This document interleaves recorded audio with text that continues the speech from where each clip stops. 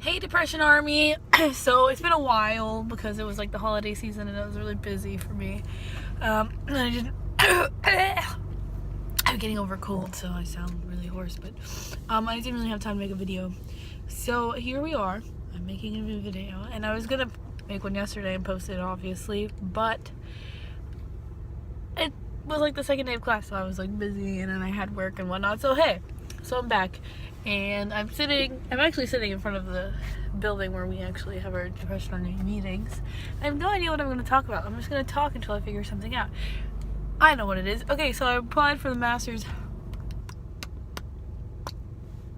Sorry, ADD. Okay, so I applied for the master's program. I am in the process of applying for the master's program for social work at the university, and I had to write a short essay about a social problem and how to solve it. And since I'm part of Depression Army, I decided to write about the stigma on depression.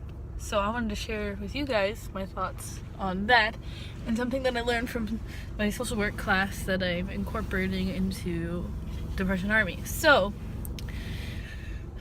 I'm just gonna pick one of the things that I talked about. So one of those things was person first language, which might sound a little weird or ridiculous at first, and it might not seem that like language has as big of an impact on stigma as you would think, but it really does. So what that means, and this is the example I use in my essay, is that instead of saying oh, the depressed person, Bob, you say the person's name first. So Bob, who has or who struggles with depression.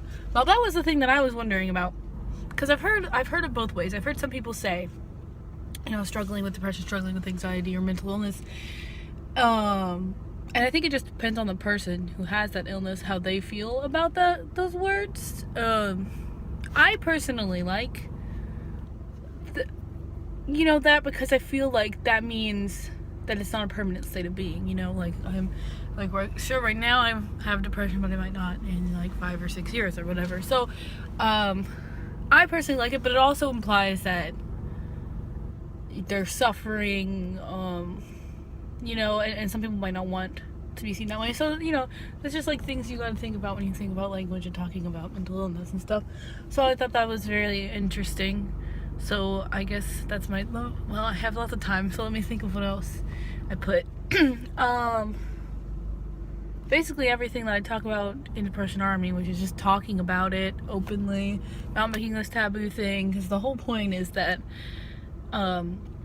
we want people with mental illness and depression to get treatment, and people don't get treatment because of the stigma that it doesn't exist, or it's not important, or it's not a real sickness. So the more people that talk about it, that it's a real thing and that it really happens and it really affects your daily lives, the more likely people are to get treatment. So that is why it's helpful to fight the stigma. So there you go.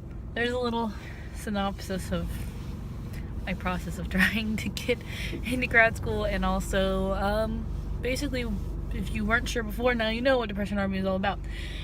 And now you know what stigma is. Well, I guess I didn't really explain it. The stigma is a pre-existing idea about something, and the pre-existing idea is that depression doesn't exist. So there you go. There's my little tidbit. Man, my throat. Okay, so as always, check out our website. I will put the link in the description. We always have some cool things going. Make sure you check out our Twitter, Instagram, Tumblr, all that jazz. And I will see you guys later.